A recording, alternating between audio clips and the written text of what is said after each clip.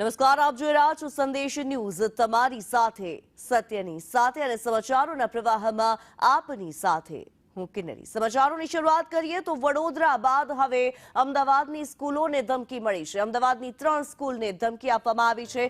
A1, DAV અને Asia સ્કૂલને ધમકી આપવામાં આવી। સ્કૂલ સંચાલકોને ધમકી ભર્યો મેલ મળ્યો છે। સ્કૂલોને ધમકી મળતા પોલીસ દ્વારા તપાસ શરૂ કરવામાં આવી છે।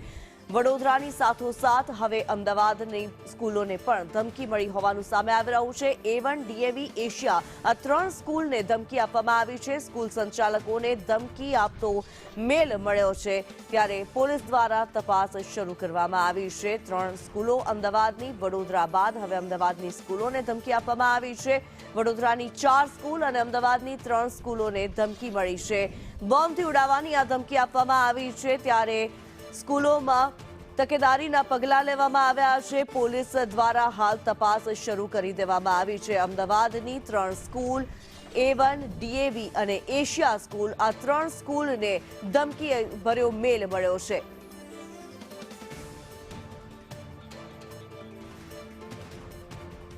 ત્યારે વડોદરામાં 5 સ્કૂલને ધમકી મળી છે જ્યારે અમદાવાદની 3 સ્કૂલને ધમકી આપવામાં આવી છે। વડોદરાની 6 અને અમદાવાદની 3 સ્કૂલને ધમકી આપવામાં આવી છે। સ્કૂલ સંચાલકોને ધમકી ભર્યો મેલ મળ્યો છે। આ મેલની અંદર સ્કૂલને બોમ્બથી ઉડાવી દેવાની ધમકી આપવામાં આવી છે।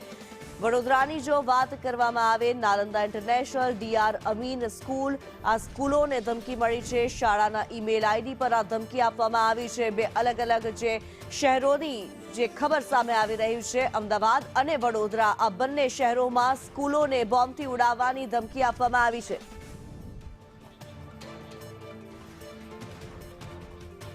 વડોદરાથી કુણાલ અમારી સાથે લાઈવ જોડાયેલા છે। કુણાલ, જે પ્રમાણે સ્કૂલોને બોમ્બથી ઉડાવવાની ધમકી મળી છે, શું માહિતી આ મામલે?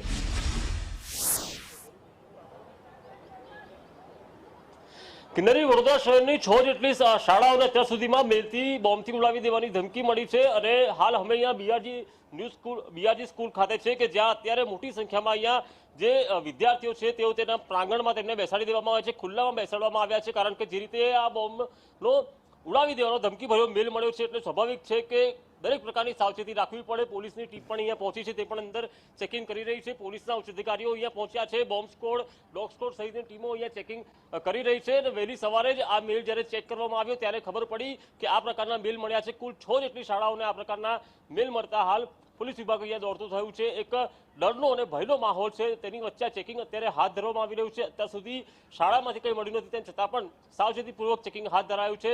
શાળાના એડમિન ચિરાગભાઈ પણ આપણી સાથે છે। ચિરાગભાઈ, આ ધમકી ભર્યા મેલ કેવી રીતે ખબર પડી ને કેટલા વાગે જાણ થઈ આપને?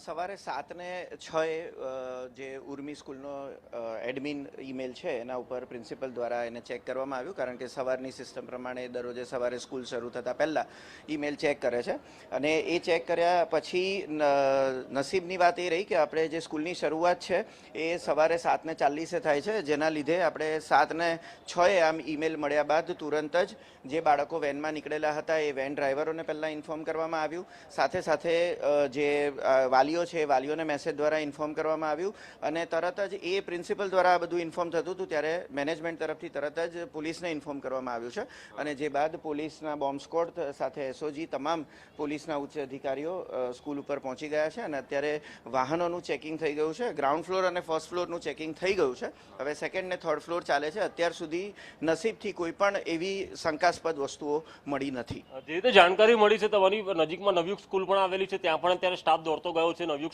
શાળાને પણ ધમકી છે, 6 જેટલી શાળાઓને ધમકી છે। આ મેલમાં ઉલ્લેખ શું કરાયો છે? ધમકી કેવી રીતે આપવામાં આવી?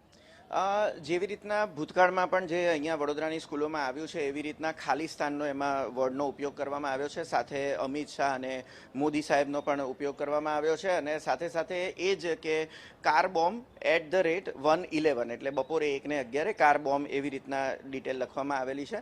તરત જ એ ઈમેલ અમે સાયબર ક્રાઇમમાં બી અત્યારે જે ઉચ્ચ અધિકારીઓ આવ્યા છે એમણે મોકલી દીધેલો છે અને એ ક્યાંથી આવેલો છે એનું પણ સર્ચ શરૂ કરી દેવામાં। હિન્દી કે ઇંગ્લિશ ભાષાનો, કઈ ભાષાનો ઉપયોગ છે? ઇંગ્લિશ ભાષામાં લખવામાં આવ્યું છે, પણ ઇંગ્લિશના શબ્દો પણ હિન્દીની રીતે લખવામાં આવેલા છે।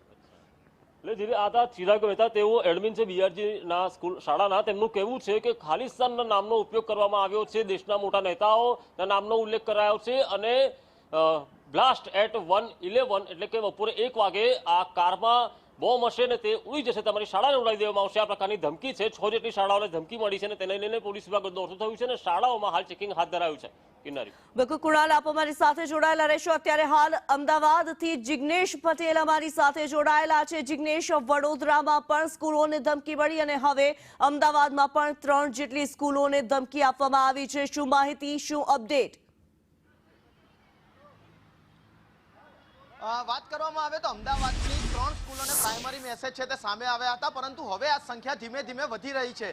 પરંતુ જે પ્રમાણે અચાનક સ્કૂલમાં મેલ મળ્યો, અંદાજિત જે 9 અને 5 આસપાસ જે સ્કૂલોને મેલ મળ્યો હતો, અત્યારે આપ સ્કૂલના દ્રશ્યો જોઈ રહ્યા છો કે 25 મિનિટ જેટલો સમય થવા આવ્યો છે. મેલ મળે, સ્કૂલને જાણ થાય, પોલીસને જાણ થાય, પરંતુ હજી સુધી સ્કૂલમાંથી જે બાળકો બહાર નીકળી રહ્યા છે, એટલે કે 20 મિનિટનો સમય વીતવા છતાં સ્કૂલ સંચાલકો બાળકોને યોગ્ય રીતે ઇવેક્યુએશન નથી કરી શક્યા, બહાર નથી કાઢી શક્યા. આ એશિયા કેમ્પસ સ્કૂલ છે કે જે વસ્ત્રાપુર ખાતે આવેલી છે. સ્કૂલ સંચાલકોને મેળ મળતા તરત જ તેમણે પોલીસને જાણ કરી, ફાયરને જાણ કરી, પરંતુ સ્કૂલના અંદરથી માત્ર એક જ જે એન્ટ્રી ગેટ અને એક્ઝિટ ગેટ હોવાના કારણે જે કેઓસ સર્જાયું હતું, બાળકો યોગ્ય સમયે બહાર નથી નીકળી શક્યા. 25 મિનિટ જેટલો સમય મેલ મળ્યાને થવા આવ્યો છે, પરંતુ જો સ્કૂલના તમામ વિદ્યાર્થીઓ અને તમામ વાલીઓ તથા તેમનો જે સ્ટાફ છે તે બહાર ન આવી શકતા, જે ઇવોક્યુએશનની કામગીરી છે તે ધીમી હોવાનું સ્પષ્ટ દેખાઈ રહ્યું છે. સ્કૂલ સંચાલકોને જ્યારે આ અંગે પૂછવામાં આવ્યું ત્યારે તેમનું તોછડાઈ ભર્યું જે વર્તન વર્ષોથી હતું તે ફરી એક વખત સામે આવ્યું છે.